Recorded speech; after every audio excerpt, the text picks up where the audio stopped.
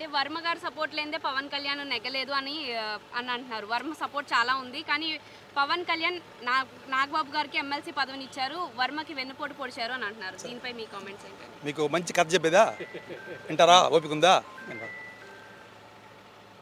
మహావిష్ణు దగ్గరికి మహాబ్రహ్మ బ్రహ్మదేవుడు,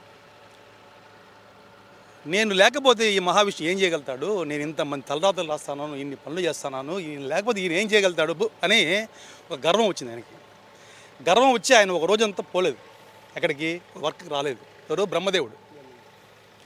రాకపోయినా మహావిష్ణు పిలవలేదు. 4 రోజులు అయింది, పిలుపు లేదు.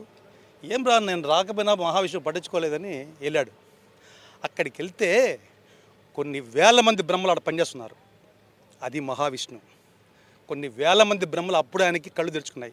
అలా కొన్ని వర్మ కాకపోతే వందల మంది వర్మలు వస్తారు పవన్ కళ్యాణ్ కోసం పనిచేసే వాళ్ళు అందరూ ఉన్నారు. దాంట్లో వర్మ గారు కూడా చేశారు, ఆయన భాగం కూడా చేశారు. అలా నేనే చేశాను అలా అనుకుంటే ప్రతి ఊర్లో మేము టీడీపీ చేసామమ్మా.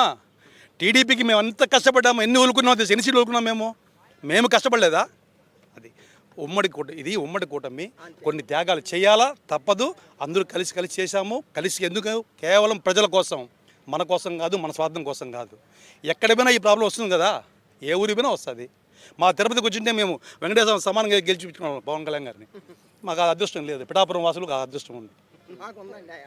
అది పిఠాపురం తాలూకు. అలా నిజంగా ఇక్కడ వచ్చి కాలేజ్ స్టూడెంట్స్ని పిల్లల్ని చూస్తుంటే కూడా నాకు అసూయ కలుగుతుంది. అరే వీళ్ళు పవన్ కళ్యాణ్ తాలూకు రాను, వీళ్ళందరూ పవన్ కళ్యాణ్ తాలూకు అనిపిస్తుంది అక్కడ పోతే. నిజమో ఇప్పుడు ఏమన్నా నేను ఆడ పిల్లలు చూస్తుంటే వీళ్ళంతా పవన్ కళ్యాణ్ తాలూకు బాగుంటారు కదా, మేము వెంకటేశ్వర తాలూకు. దత్తాత్రేయ పుత్రుడు.